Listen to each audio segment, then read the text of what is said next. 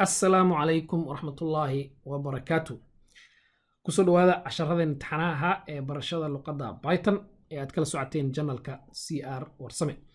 عشر كينا ما انتو عنكو برندونا هدو قال لها input سيدي يوسركا لوغا سو اقريو reading input from the keyboard. عشر كينا قدام بي وحو اها بروجرام حسابين اي اسكو العلسك لابا نمبر هدي افيرسو بروجرام كان هدي ان رندهو waxa uu ku tusayaa natiijadu waa 5.5 mar kale hadii aan randaho wuxuu ku tusayaa natiijadu waa 5.5 hadaa mar kale ku celiyo sidoo kale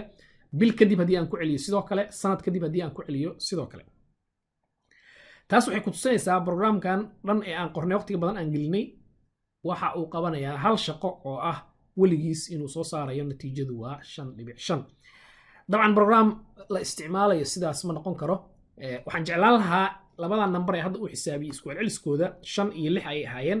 in aan heli karo inuu laba number oo kala xisaabiyo 10 iyo 13 inuu xisaabiyo in aan heli karo 100 iyo 4 inuu xisaabiyo iyo wixii la midka ah tusaalahan hadduu ahaan lahaa arday imtixaan ay galeen ama quiz ay galeen oo kale oo aan rabo laba maado arday walba uu galay isku celceliskii in aan u xisaabiyo arday walba 5 iyo 6 ma keenin dabcan arday kala duwanaanayaan waxaan jeclaan lahaa in la kala bedelo oo marba natiijo laba lambar la geliyo natiijo cusub uu isiyo sitaa u helna marka waa inaan helna qaab aan userka aan uga soo aqrino input oo aan dhigi karno haye soo gal lambar koobaad haye soo gal lambarka labaad iyo wixii la midka ah si aan u isticmaalno marka taas waa inaan helno qaab aan userka uga soo aqrino inputkii aan uga soo aqrino waxaan abuurayaa program cusub aan abuurayaa sidii aan samayn jirnay oo kale python file waxaan leeyahay input programkan waxaan rabaa sida aan sheegnay dabcan inuu userka uu ka soo akhrin karo input si aan u soo akhrino waxaan isticmaalnaa function leeyahay input functionka input qaabkan ayuu noqonayaa sida ay isticmaalayso function waa dabcan sidii printy aan u soo aragnayo kale iyaduna waa function kale functionska waxaan dhahnay waxaan dhigi karnaa waa amar for now sinta aan ka gaarayno definitionkooda saxda ah qaabkan ay u qormaysaa waxaan marka hore leeyahay ka hormarinaya dabcan variable magaciis dabcan waxaan dhigi doonaa calaamadii equal ka bacdina waxaan qori doonaa functionkii input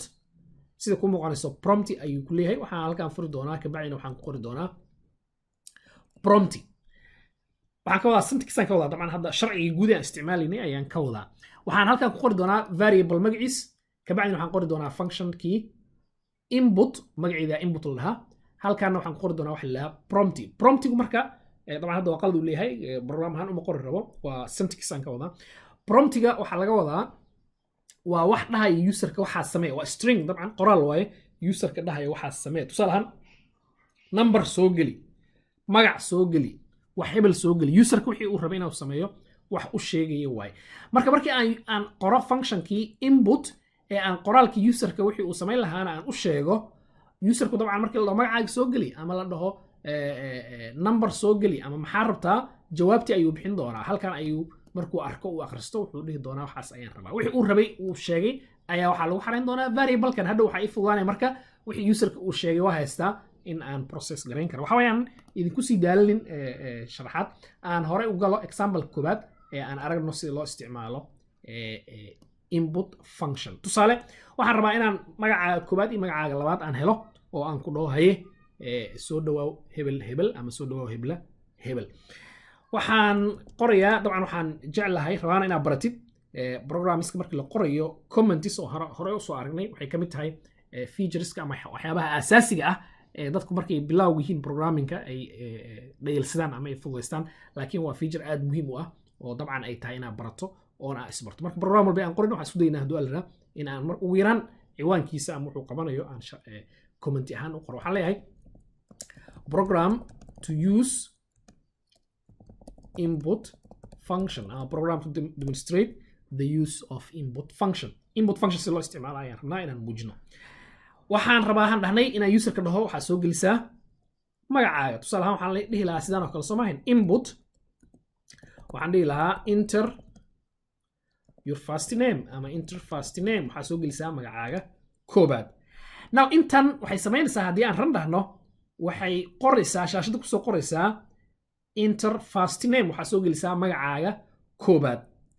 qoraalkaas markuu userku arko marka wuxuu fahmayaa in laga rabo magaciisa koobaad laakiin magacii koobaad hadda markuu geliyo waxba iima tirayo waxaan rabaa magacii markuu geliyo inaan dhaho magacii ii xaree waxaan marka hormarinaa input badanaa meeshii aan rabay inaan wax ku xareysto tusaale ahaan waxaan leeyahay halkan first is equal to input enter first name now haddii aan dhaho first equals input enter first name waxaa soo gelisaa magacii koobaad haddaa fiirsa halkan space yar ayaan baxay inputku wax yar ay ka duwan tahay functionkeeni printy haddaa xasuusto printy markaan dhahna wax soo daabac waxaan dhahayay sidaan oo kale bis first ayaan dhahayay haddii aan rabo wax kale inaan ku daba qabto tusaale ahaan kasoo qaad haddii uu ii jiri lahaa second oo kale saan dhihi lahaa labadooda markuu first markay daabacdo space second ayay ku xijin lahayd marka printiga markii wax ay daabacdo isla markii waxaa ku xigo space ayaa ku xigo inputka laakiin iyada markii qoraal soo daabacdo space kuma xigo marka badanaa annaga ayaa space gelino laba dhibic markaan isticmaalo oo aan muujinayo userkii wixii laga rabay iyo waxa uu soo gelin doono space ayaan badanaa baxaa si aan u muujiyo in userkii chance aan siiyo dabcan waa iska qurqurxin maahan sharci kumana qasbanid sidii aad rabto ayaa samayn karta waxaan marka first input enter first name waxaa soo gelisaa magacii koobaad dan waxaan dhihi karaa tusaale ahaan second is equal to input waxaa soo gelisaa haddana enter second name waxaa soo gelisaa magacii labaad haddaa fiirsa labadan variable first iyo second waxaa igu jiro magacii koobaad iyo magacii labaad waxaan rabaa tusaale ahaan labadoodii haddii aan rabo inaan isku qabto waxaan leeyahay printy waxaa soo daabacdaa welcome horaa usoo arag dabcan haddaa fiirsa marka welcome space ma baxay sababto waa maxay because printiga automatically markaan comma dhahaba space ayaa ku jiro waxa ay daabacayso waxaan leeyahay marka waxaa soo daabacdaa first welcome first comma second maxay soo daabacaysaa marka welcome wixii ku jiray labadii variable ee first iyo second haddii aan geliyo marka cabdi iyo maxamed welcome cabdi maxamed ay dhihi doontaa haddii aan geliyo ayaan iyo cabdullaahi welcome ayaan cabdullaahi ay dhihi doontaa aan tijaabino tusaale ahaan waxaan leeyahay right click waxaan leeyahay waxaa ii rangaraysaa input programkii la dhahay wuxuu ku dhahayaa marka koobaad enter first name waxaa soo gelisaa magacii koobaad waxaan leeyahay cabdirasaaq waxaa soo gelisaa magacii labaad waxaan leeyahay warsame wuxuu leeyahay welcome cabdirasaaq warsame haddii aan mar kale aan dhaho rangaree laba magac oo kale ayaan dabcan gelin karaa waxaan leeyahay for example ayaan waxaan leeyahay cabdullaahi wuxuu leeyahay welcome ayaan cabdullaahi marka programka mar kasto ee aan ran dhaho waxa uu ii samayn doonaa in uu i weydiiyo aniga wixii aan rabay magacii koobaad iyo magacii labaad kabacdina magacii koobaad iyo magacii labaad ayuu ii soo saarayaa sida ku muuqanayso aan tijaabino input kale inaan userka ka soo akhrino waxaan soo akhrinay halkaas sida ku muuqanayso magac iyo magac string ayaan soo akhrinay hadda xasuusto dad tables markaan ka sheekeynaynay waxaan dhahnay integers iyo float iyo string ay isticmaashaa python now string ama qoraal ayay soo akhrisay example-kan haddii aan tijaabiyo example kale userka waxaan leeyahay markan waxaa soo gelisaa laba lambar waxaan leeyahay tusaale ahaan num1 is equal to input enter number 1 waa kubiinaya control c control v waxaa leeyahay waxaa soo akhrisaa numberkii labaad enter number 1 iyo number 2 halka waxaa fiirsaa haddii aan dhaho printy waxaa soo daabacdaa number 1 lagu daray number 2 waxaan rajaynaynaa dabcan inuu labadii number isku daro uu natiijadii noo soo saaro haddii aan dhaho run programkan wuxuu yidhaha waxaa soo gelisaa numberka koobaad waxaan leeyahay 5 waxaa soo gelisaa numberka labaad waxaan leeyahay 6 haddaa fiirso wuxuu ku tusayaa 56 5 haddii lagu daro 6 56 miya waxbaa dabcan si u qaldan soo maaha haddii aad fiiriso halkan markii aan soo akhrinayno nambarada iyo markii aan soo akhrinayno stringiga ama qoraalka way kala gedisan tahay xaaladdu waxaa laga yaabaa in aan isdhahdo printiga ayaa wax ka qaldan yihiin haddii aan dhaho halkan aan ku celiyo num1 is equal to 5 sidii aan u qornay horay haddaan usoo qoro num2 is equal to 6 haddii aan dhaho halkan waxaa soo daabacdaa num1 lagu daray num2 tan dambe iyo tan hore aan fiiriyo farqiga u dhexeeya iyo sida ay kala noqonayaan waxaan leeyahay 5 iyo 6 haddaa fiirsatan hore wuxuu leeyahay printiga hore printigan hore ayaa dabcan soo daabacday 56 printiga labaadna wuxuu leeyahay sidii aan rajaynayay oo ah 11 marka labadan uu isku daray oo 11 ayuu siiyey labadaanna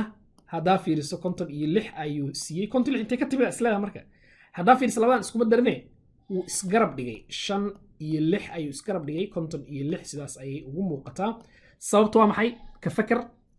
maxaan samaynaynaa haddii aan rabno inuun isgarab dhigin sidaan oo kale uu isku daro maxaan samaynaynaa waqtigaan ku siinayaa ka fakar xiisada dambe ama videoga dambe ayaan ku xalinaynaa hadduu alla ku sharxaynaa waxa dhacaya markii aan number soo aqriyo iyo waxa dhacaya markii aan string soo aqrino iyo farqiga u dhaxeeyo qaybtaan intaas ayaan kusoo gabagabaynaynaa waa ku mahadsantihiin daawashadiina iyo waqtigiina wassalaamu calaykum waraxmatullaahi wabarakaatuh